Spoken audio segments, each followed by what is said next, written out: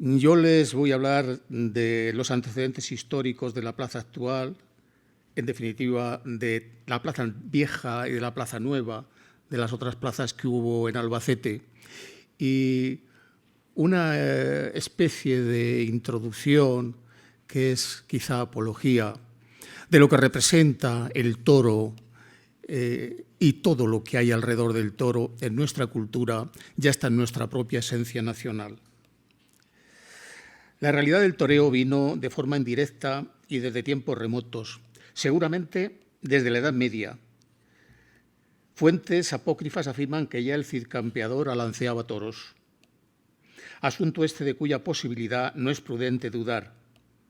Más adelante, las necesidades de defensa del territorio hicieron que Felipe II fundase en el año 1572 la Real Maestranza de Caballería de Ronda, simplemente para el mejor entrenamiento de los jinetes y caballos, todos destinados a la guerra, que les hizo temibles en toda Europa, a la caballería española y a los tercios de infantería. Se creó para este menester un espacio en la ciudad de Ronda destinado a los ejercicios ecuestres, entre los cuales, y como es tradicional en España, desde la Edad Media se incluyeron los juegos de destreza con los toros. Las corridas de toros empezaron con juegos de entrenamiento y juegos de destreza. La bravura de este animal al acometer a caballos y jinetes servía de inigualable entrenamiento a los caballeros, al tiempo que se convertía en un emocionante espectáculo para toda la población. Con estos apuntes del principio es de rigor establecer la precedencia del toreo a caballo respecto al toreo a pie, pero en cualquier caso el toreo tal y como lo vemos hoy en día, a caballo y a pie, vino de rebote o a rebufo de las necesidades militares. Cuando en el siglo XVIII los toreros de a pie toman el relevo de los caballeros en los juegos con el toro, surge en Ronda la familia de los Romero, que aportaría durante 3 generaciones los toreros más singulares de la época.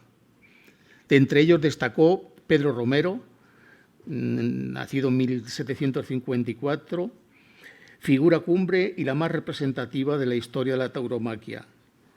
Si Albacete puede sentirse legítimamente orgulloso de su feria, sustentada en las fiestas taurinas, no menos debe estarlo del recinto actual, la plaza de, según el proyecto de los arquitectos Julio Carrilero y Manuel Saiz de Vicuña, monumento singular en el que se desarrollan los festejos que tienen al toro por protagonista.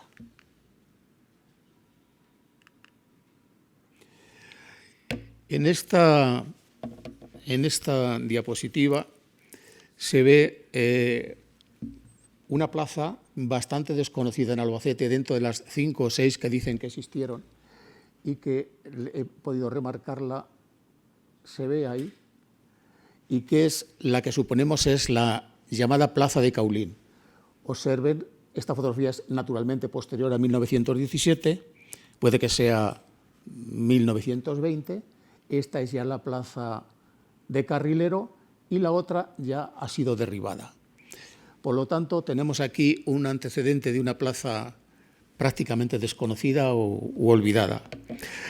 La Plaza de Toros actual, ubicada entre las calles de la Feria Juan Sebastián Elcano, García Maya y Arenal, es el 5º coso, es decir, que había habido 4 antes, que ha tenido la ciudad, aunque existen indicios de que tal vez existiera un 6º. Veamos cuáles fueron. El cronista Sánchez Torres aludió a esa posibilidad, pero sin documentarla. Al menos hasta el siglo XVIII está documentada la existencia de un cerrado urbano en el llamado Callejón de los Toros, en lo que sería posteriormente nuestra varias veces remodelada Plaza del Altozano.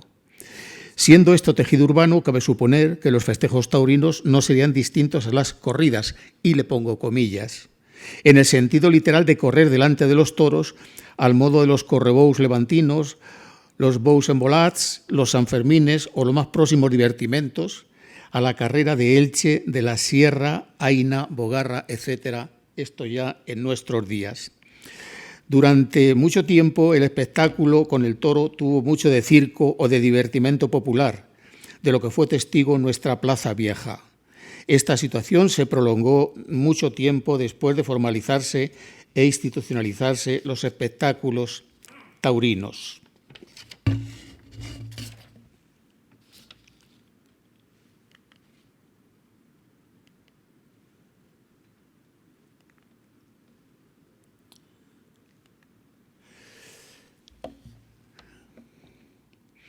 El semanario Crónica de Albacete, en un amplio informe publicado con motivo del 75 aniversario de la inauguración de la plaza en 1992, recogía esta especulación.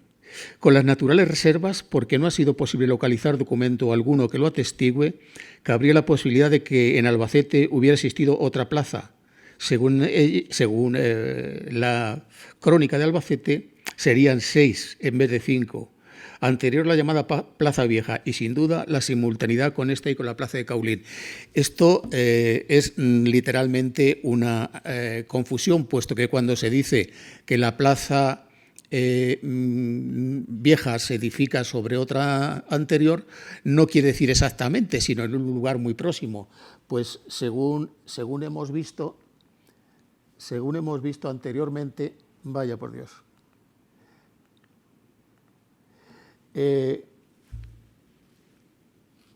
La plaza de Caulín, que estoy seguro que es esta, no se encontraba muy lejos de la otra plaza, de la Plaza Vieja. Por lo tanto, en una época en que aquello estaba despoblado, pues decir que está en el mismo sitio, pues es equivalente a decir que estaba también muy cerca. Por lo tanto, creo que está, a mi modo de ver, resuelta la duda. Aparte de que, por ejemplo, es en un dato que está referido a 1829, la Plaza de Caulín funcionó hasta 1895. Luego es otro argumento que desmiente el que estuviera en el mismo sitio. Quizá estuviera abandonada, porque la Plaza Vieja fue derribada casi simultáneamente a la construcción de la Plaza Nueva. Por otra parte, existió en las afueras de la capital y en las proximidades, la vereda de Jaén, una plaza que es la de Juanillo el Picador, donde se corrían reces bravas en fiestas privadas. La Plaza Vieja fue el marco de la consolidación de Albacete como un centro taurino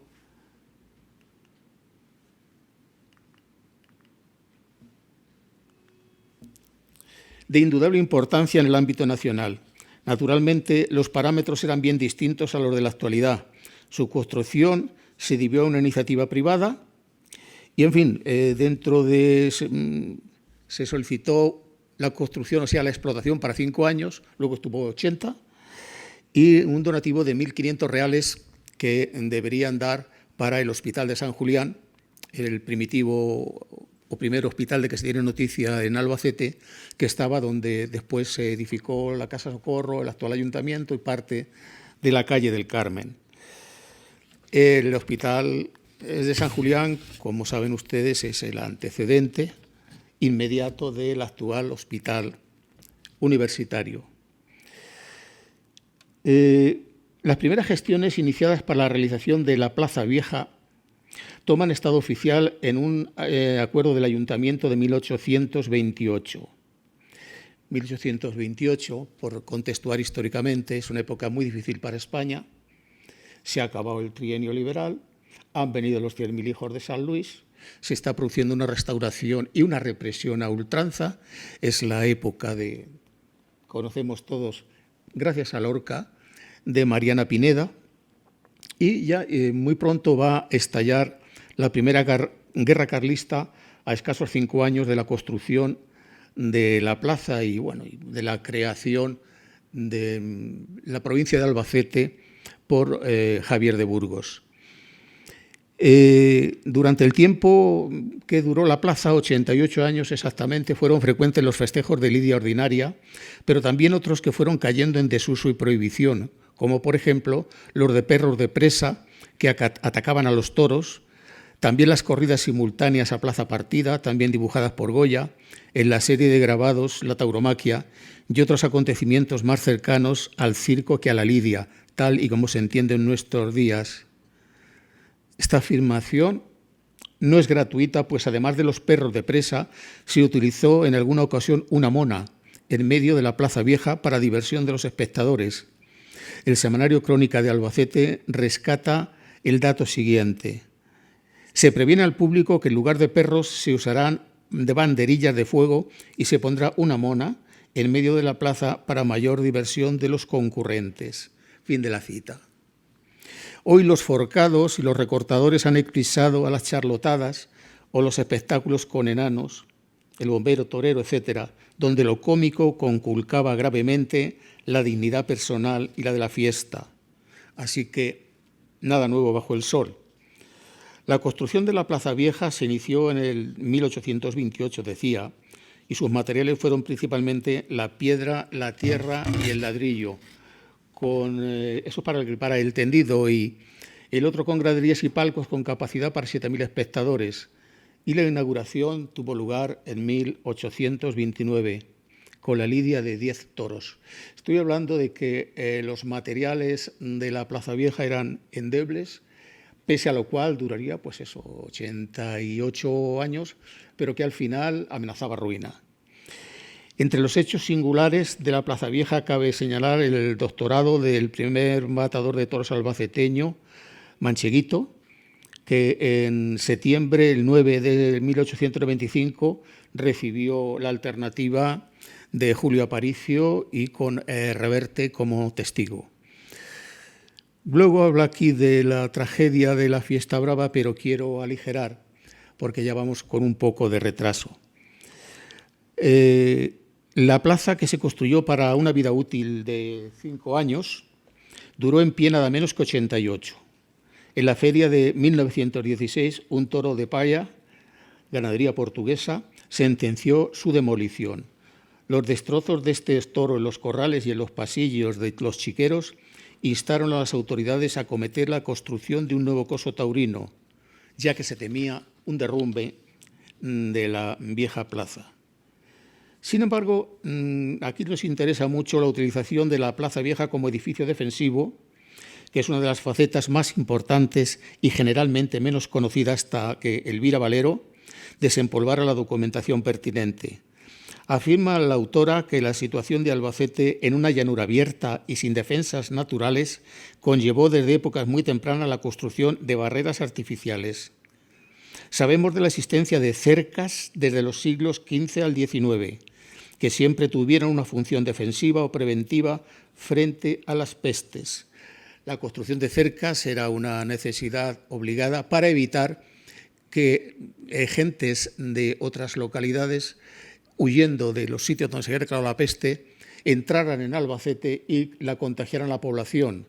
De ahí eran rigurosísimos los controles de entrada, incluso con vigilancia armada, el dicho de por la caridad entra la peste. Es decir, no era posible ni recomendable el ejercicio de la caridad para gente que realmente quizá hasta no estaba infectada.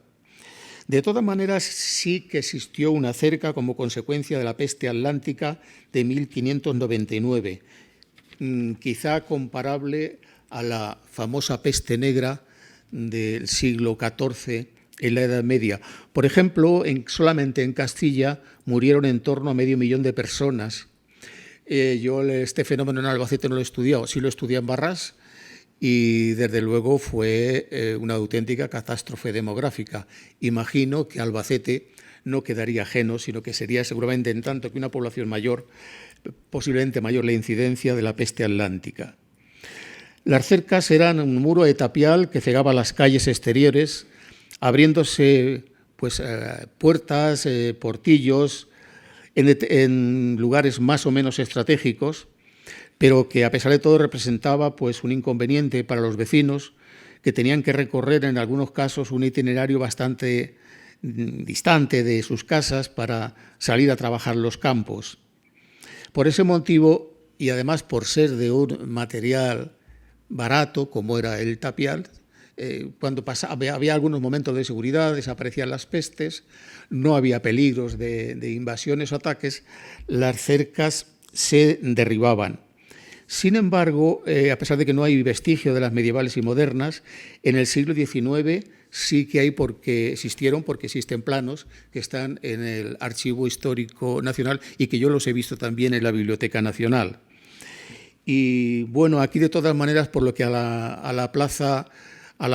nuestra plaza vieja, sí nos interesa la fecha de 1874, que es donde se produce la última guerra carlista, que la restauración alfonsina acabará con ella, pero que fue peligrosa, muy virulenta en esta parte de la Mancha, lindando con Levante, por lo cual hubo que fortificar la ciudad de Albacete.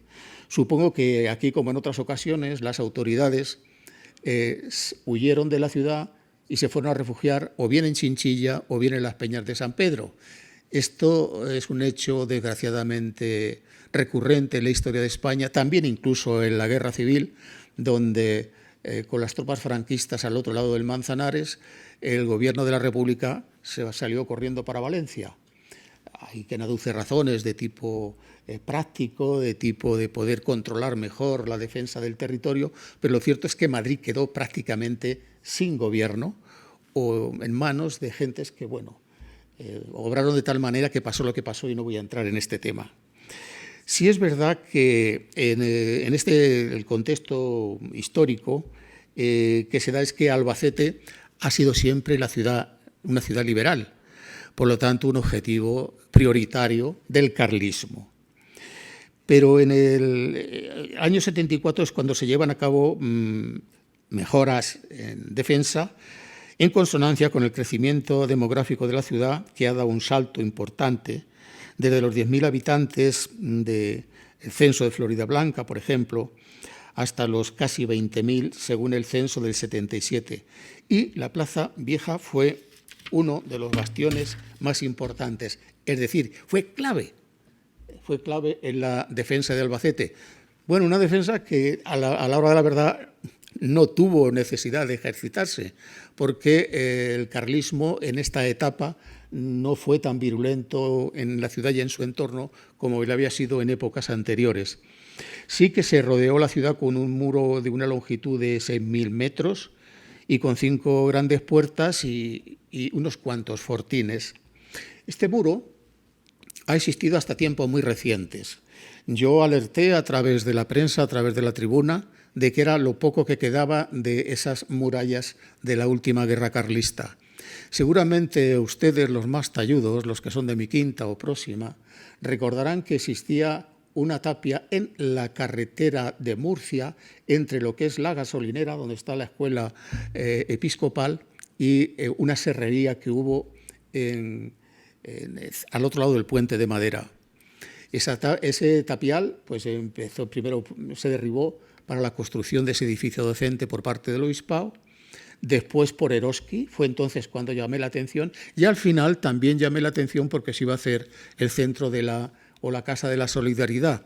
No es que tuviera gran importancia, digamos, ni estética ni arquitectónica, pero sí tenía una importancia histórica, y creo que como tenemos tan pocas cosas en Albacete, tan poco de histórico para poder rememorar o conservar, como apuntaba Manuel, creo que a lo mejor hubiera merecido la pena jardinar eso y haber hecho algo, haber tenido ese recuerdo.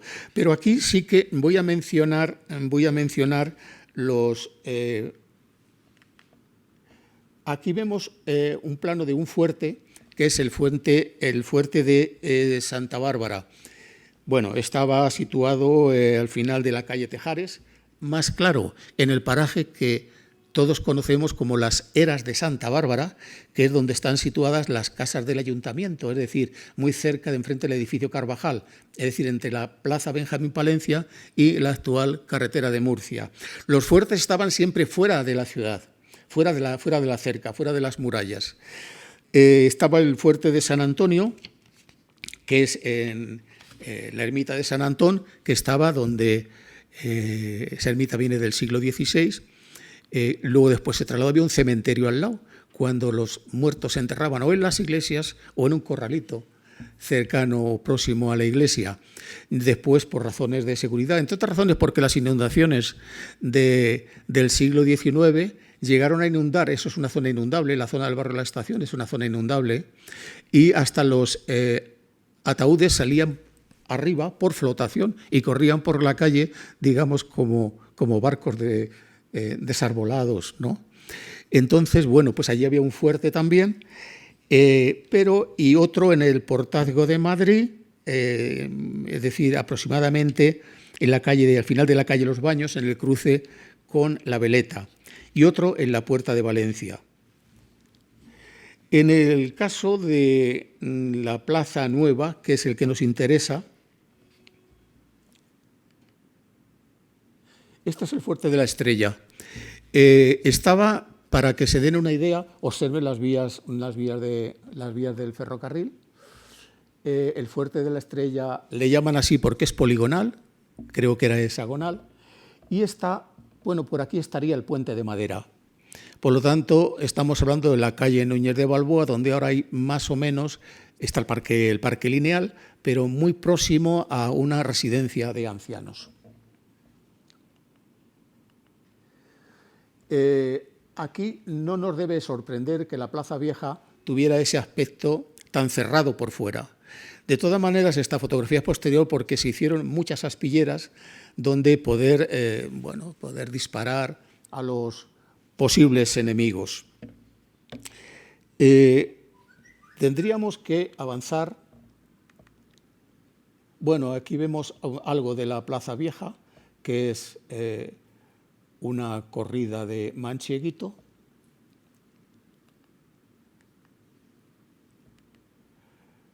Y este es Joselito, otra figura mítica en la historia de la tauromaquia. Siempre existía esa dualidad, aquí era entre Joselito y Belmonte, aquí en este país siempre tenemos que tener alguna dualidad, o somos de Joselito o Belmonte, de Montero o Pedrés en los años 50, o si ustedes quieren en plan folclórico de la Pantoja y la Jurado. Siempre nos podemos decir, o del Madrid y el Barça, vaya, por ser un poco más actuales, ¿no? Y este es el último cartel de la Plaza Vieja.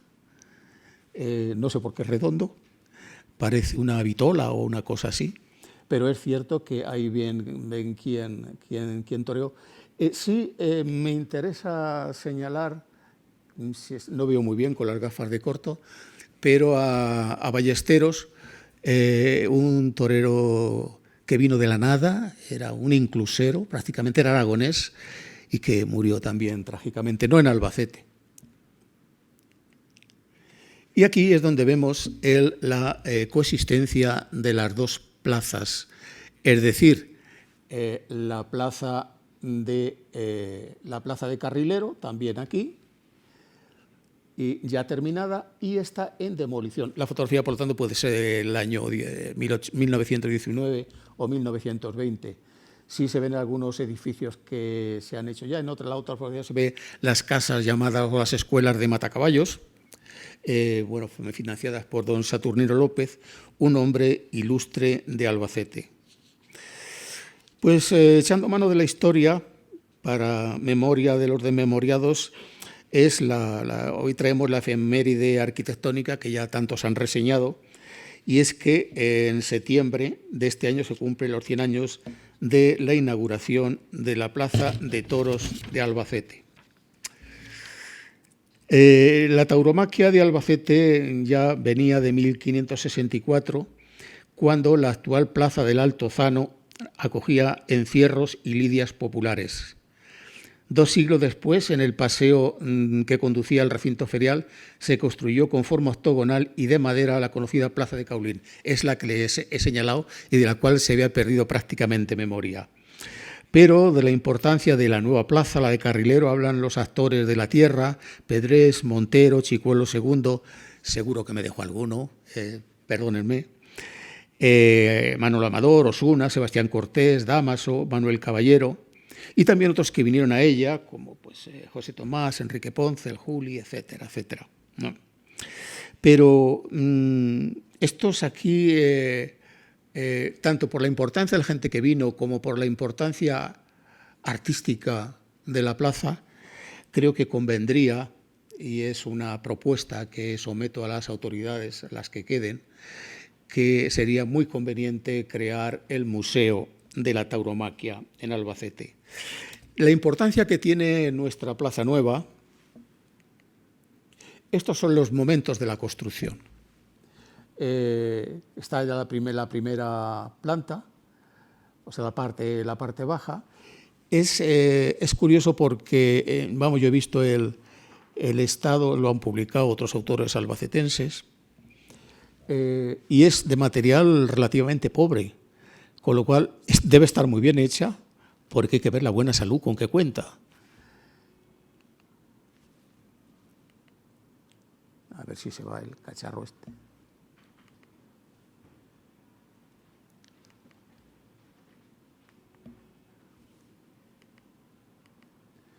Bueno, aquí está un poco más crecidita.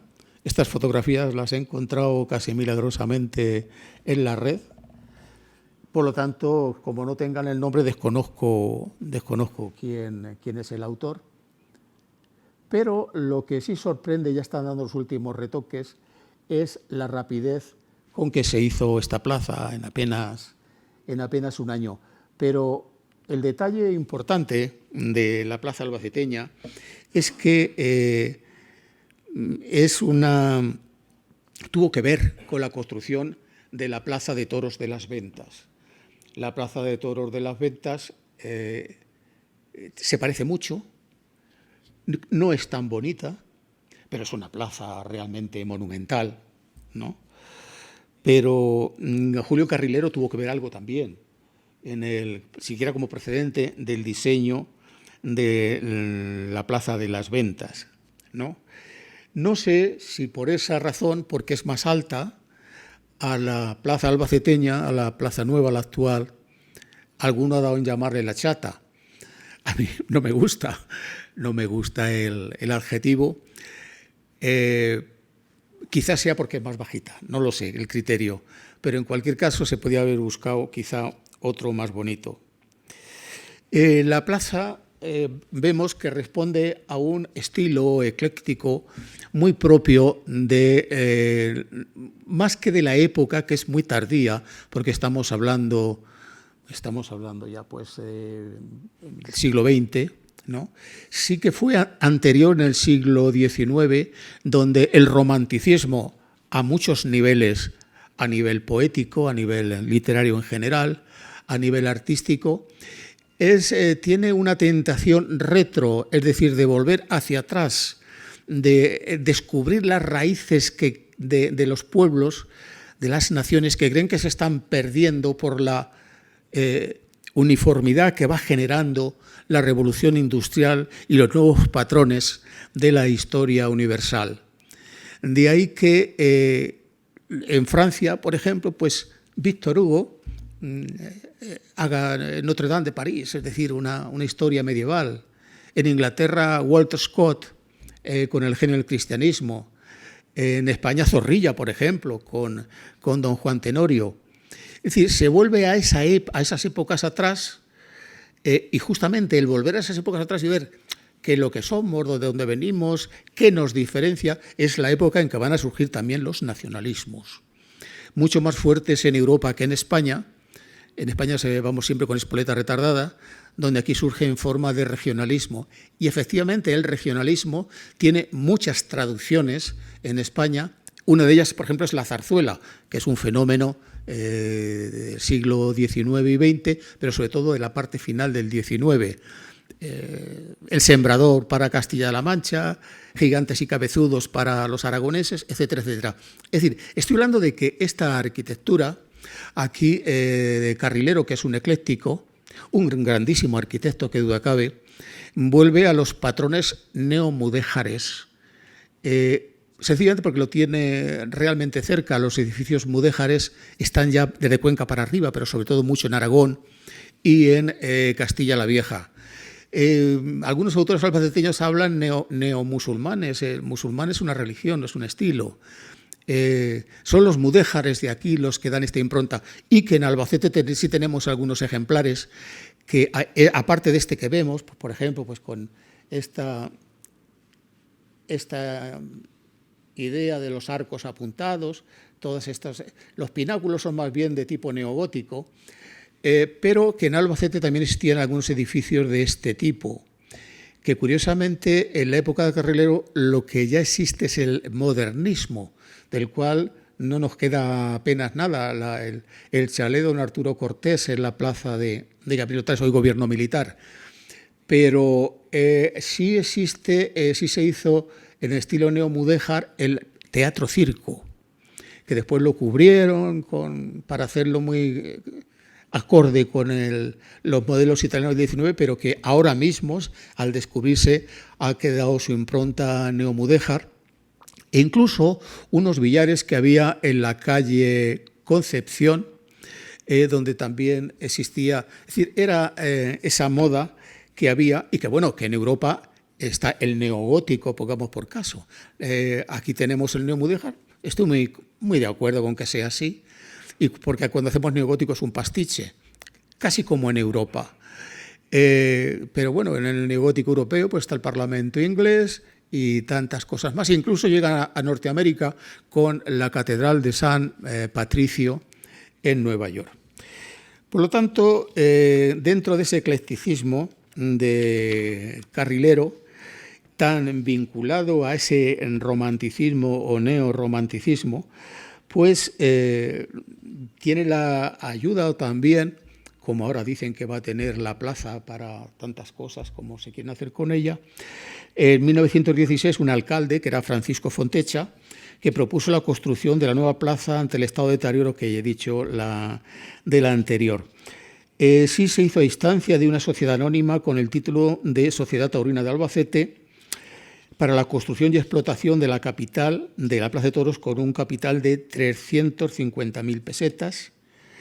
En fin, y que aunque el diseño fue de Carrilero, las obras comenzaron el 17 de febrero del 16 y concluyeron el 9 de septiembre del 17. En el 18 la plaza ha tenido varias remodelaciones y estoy convencido de que no va a ser la última no fue la previa, la anterior. En 1918 se reformaron los tendidos colocándoles piedra de Novelda, que es la que actualmente aún existe.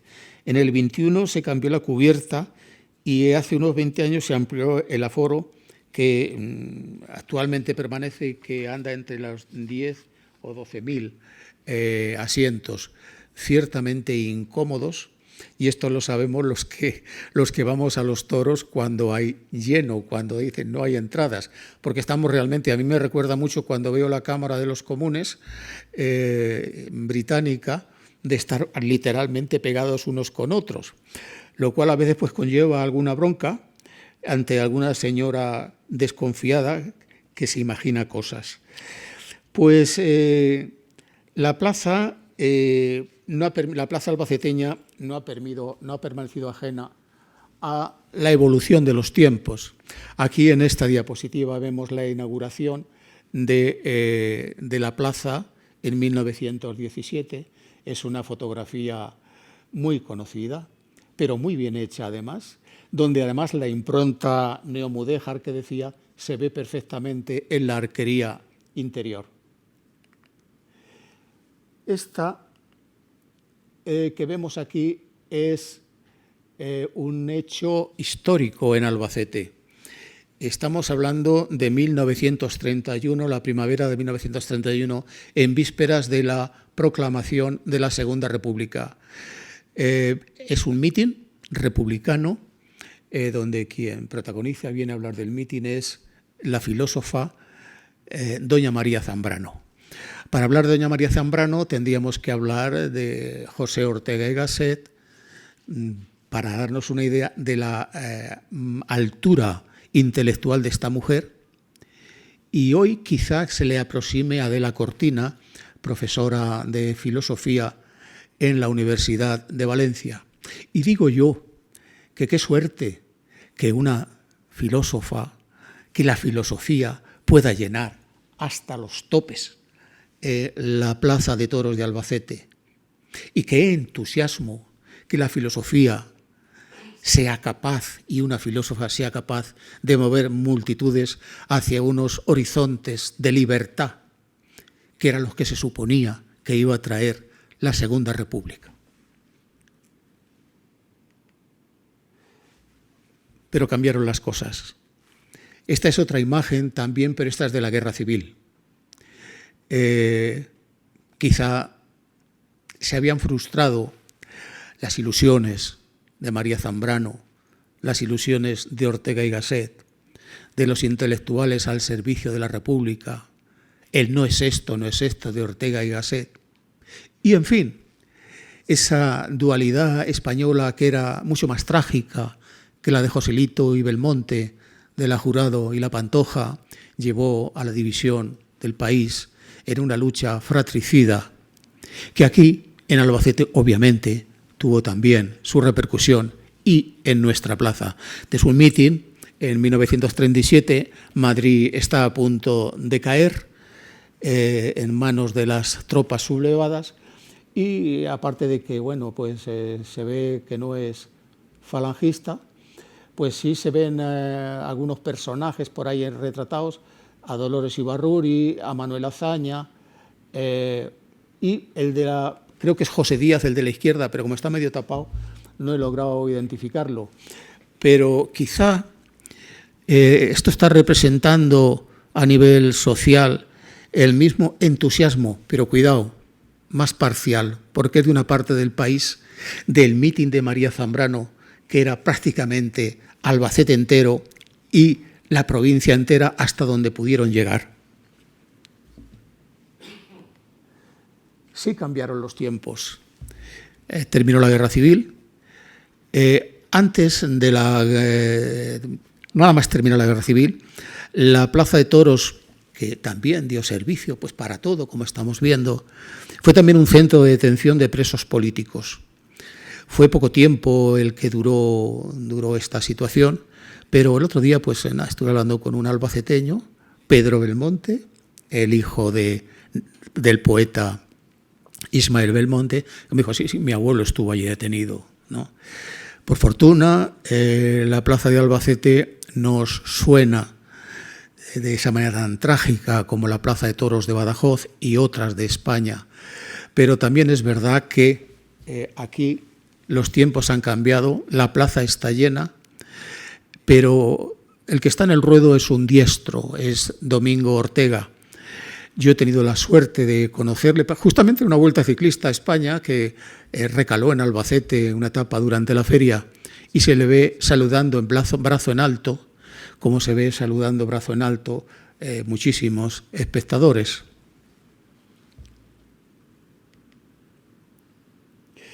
Y la llegada de la televisión. La televisión, bueno, pues como en todos los...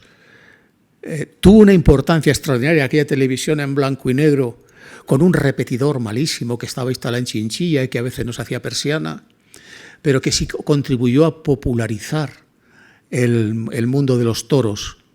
Aquí con estos armatostes que parecen algo de la guerra del 14, pues se televisaban corridas a toda España, las de Asprona, fundamentalmente, que ya pues por la incidencia de los lobbies o grupos de presión contrarios a la fiesta, dejan de celebrarse, como no sea en los circuitos regional de la televisión de Castilla-La Mancha.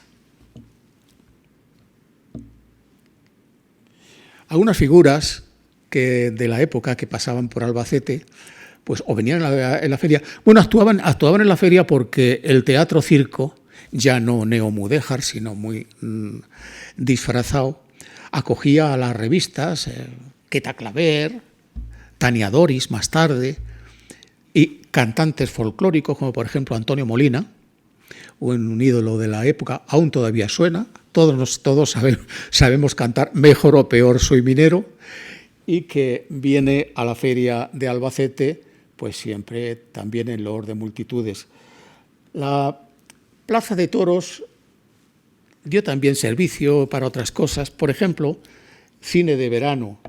Se partía la plaza en dos, como en las antiguas corridas goyescas, y en la pantalla pues se proyectaba, la gente tenía una ventaja, es que no hacía frío, porque la plaza era muy abriga para los relentes de la noche albaceteña, de entonces, que ahora es distinto, ¿no? Este no es de la Plaza de Toros, es que no lo he encontrado. Este es de un cine de verano que había, no recuerdo cómo se llama, en la Avenida, creo que se llamaba, que estaba entre la calle Pérez Pastor y la calle Doctor Ferrán, o Blasco Ibáñez, una de las dos. Aquí la gente, pues con su bocata nocturno, igual que en la Plaza de los Toros, pues se lo pasaba en grande y por dos perras. Al menos en estas épocas que no era tan de hierro como las anteriores, pues estoy hablando años 60, la gente parece ser que disfrutaba, ya que no tengo lujos, disfrutaba de ver los lujos de Hollywood. Y esta es nuestra plaza actual, preciosa, como ven ustedes, y una idealización de mar descalzo. Esta la he bajado de internet y me gustó. Y digo, bueno, pues es una forma también de amar la plaza, realzarla, idealizarla de una forma irreal, como si estuviera por encima de las nubes. Y aquí tenemos ya vamos a terminar. Esta exposición podría estar aquí una semana, ya contando sobre todo anécdotas de los años 50, de anécdota del tipo popular, ¿no? De los romances que se hacían, de las peleas que había incluso entre vecindonas, entre señoras por Montero y por Pedrés, de las corridas que se daban en territorios africanos, por ejemplo, en Orán, donde pude escuchar una retransmisión de radio de una corrida de Pedrés. Yo era pedresista en aquel momento, era un chavalín, pero bueno, me gustaba el toreo de Pedrés. Es más, quería ser torero. Entonces, a los niños nos pillaba por ahí, nos gustaba ser toreros o algo así. No, ahora son futbolistas. Bueno, los tiempos han cambiado. Ismael Belmonte es el poeta de los toros y es el poeta de Albacete, un hombre entrañable para todos, que ha dejado también su escuela poética. De alguna manera él traslada a la poesía albaceteña bastante de Miguel Hernández. Era un hombre aunque era muy prudente y muy respetuoso, era de una ideología izquierdista que nunca quería manifestarla, pero que, bueno, que se le traslucía a dos palabras que hablara con él. Un hombre muy servicial. Yo le invité, entonces yo era maestro en Aguas Nuevas, y fue a unos juegos florales con Francisco Ballesteros y con Esteban Fideu, sin cobrar un duro. Era un hombre generoso. Pero bueno, el vídeo que viene a continuación, que es la parte de poesía que yo he querido traer y que hace honor un poco al título de esta conferencia, La historia, ya han visto ustedes algunas pinceladas. Y la poesía es un vídeo elaborado, pero que tiene como motivo un hecho trágico que sucedió en la feria de Albacete y del cual fui testigo. Es la cogida de chocolate, un maletilla al cual el toro le segó la yugular y murió allí. Entonces esa impresión, muchos años más tarde, pues la di en expresarla en un poema. Está en un poemario in itinere que está publicado, pero que bueno, lo recito yo aquí. Pues no tengo la voz que tengo, me hubiera gustado que lo hubiera hecho un profesional, pero bueno, espero que les guste. Vamos a ver si logro... Bueno, sí, esto antes de llegar ahí, aquí hay algunas... Esta es la muerte del chocolate, es la foto de Manuel Podio, que dio la vuelta al mundo. Este es el entierro está vinculado, claro, todo con la torería albacetense, el entierro de los maletillas que fueron tiroteados en Cieza. Y un hecho también luctuoso, que es el entierro de Chicuelo II y de su hermano, que como recuerdan, digamos, los más talludos, o quizá todos, falleció en un accidente de avión en Montego Bay, en Jamaica. Todos pensábamos que es que el avión se había estrellado, no fue así. El avión se incendió en la pista y ardieron, literalmente, ¿no? En Albacete fue un acontecimiento extraordinario en toda la ciudad, y esta es una foto del entierro. Esta foto es de una plantilla de toreros albacetenses, ya mucho más actuales, que creo que tiene que ver con un festival que se hizo para contribuir con fondos al monumento a Juan Montero, que, como saben ustedes, pues falleció en un accidente de automóvil. Es fácil reconocer a Pepe Osuna, a Vergara, a Gómez Cabañero, en fin, a toreros que seguramente, pues no sé si habrá alguno aquí, pero que esta tarde estarán la mayor parte de ellos presente en estas mesas redondas. Ya estamos con la misma historia. Bueno.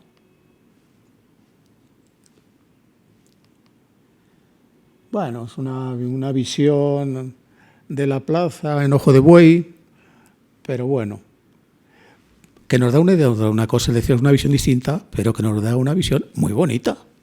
Es que tenemos una plaza de presumir, señoras y señores. Por eso hay que conservarla, por eso hay que potenciarla y por eso hay que estar al tanto e insistir en las autoridades a ver qué podemos hacer con ella. Bueno, pues ahora, a ver. A rezar en la puerta de la ermita y pedí a tu virgencita que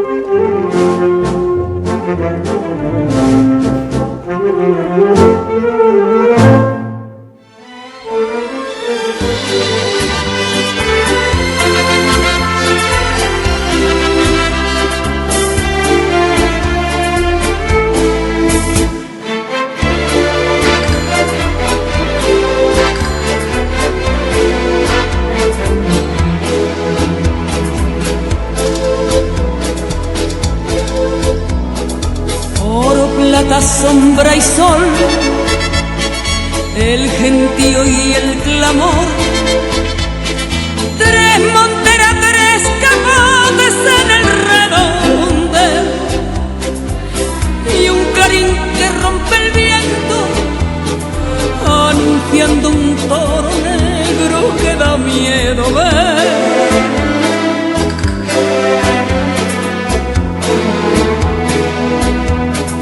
Chicuelina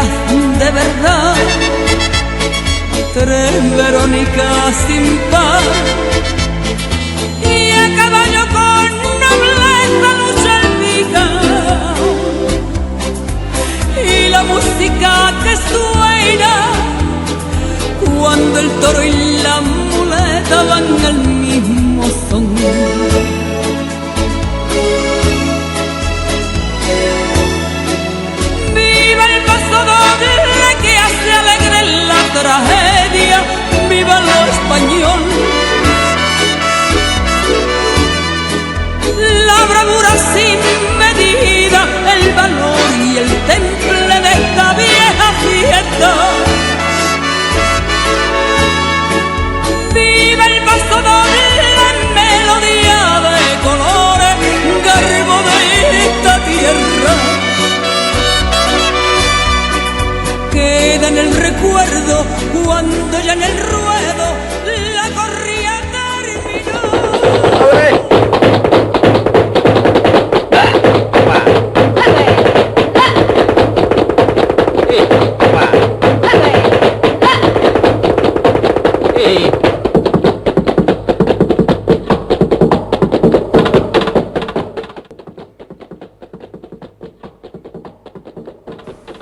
Porque el arte del toro es cátedra de hombría, porque es desolación en los desgarros del alma y de la patria, porque hunde sus raíces en la historia del pueblo, sobrecoge y asombra de Jerez a Bayona, de Nimes hasta Quito, de México a Pamplona. Mirad hacia el tendido. Un mozo se levanta y vuela hacia el anillo como un ángel sin alas. Es solo un maletilla. Se acuarela su rostro en cera y aceituna e irrumpe el miedo pálido en súbita avalancha. El torso luce al sol, nada le importa. Es la clásica estampa de un dios destituido.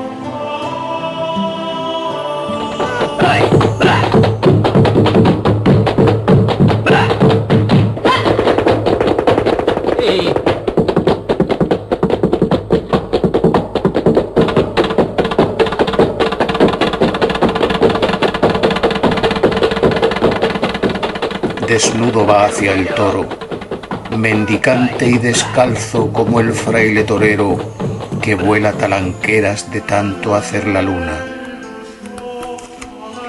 A 10 pasos la gloria guarda entre pitones. Ha llegado la hora. Se abre la muleta como bandera al viento en pase de rodillas. La negra fiera embiste y un grito de pavor la grada sobrevuela. De las venas henchidas de miedo y fantasía, raudo brota e inmenso el clamor de una sangre que oculta, canta y llora como el agua engranada, un romance escondido de gloria y valentía. Todo acabó. Los sueños yacen rotos en 1000 caligrafías de amapolas y arena. Se acabaron los sueños de las glorias taurinas, de Pedrés el más grande, de Montero, hombre bueno, el arte y la finura, el arrojo suicida de Chicuelo II, de Damaso y Osuna la gloria remansada, suavemente pacífica como el sol del otoño, y Manuel Caballero. Se hace sombra y crepúsculo la plenitud solar de la corrida, y una piedad de arena le penetra la boca. Todo está consumado sobre una piedra fría, cuerpo presente, solo en la penumbra del lugar más inhóspito por si alguien lo reclama. Con los ojos cerrados, con los brazos abiertos, en cruz como los pájaros que vuelan, en cruz como el perdón de Dios crucificado. Nadie llora una lágrima ni reza un miserere. La luz proyecta cárdena un rayo sobre el suelo. Qué terrible humedad desvela la tragedia. Qué imponente verdad la nada de esta muerte insensata donde todo sucumbe, sin lágrimas de sauce ni oración de cipreses. Aquí nadie recuerda al filo del crepúsculo las tristes elegías que trinan las flamencas de copla y de mantilla. Aquí nadie se acuerda. Pero yo os convoco aquí, hombres de acero, los de la boca llena del sol y el pedernal que canta Federico, los que domáis los hierros como tallos de lirio, los que hurgáis en la tierra con uñas como arados y domináis los mares, y cabalgáis los cielos en pájaros mecánicos, aquí os quiero ver, a coro con los ángeles toreros ante este cuerpo helado sin nombre ni equipaje.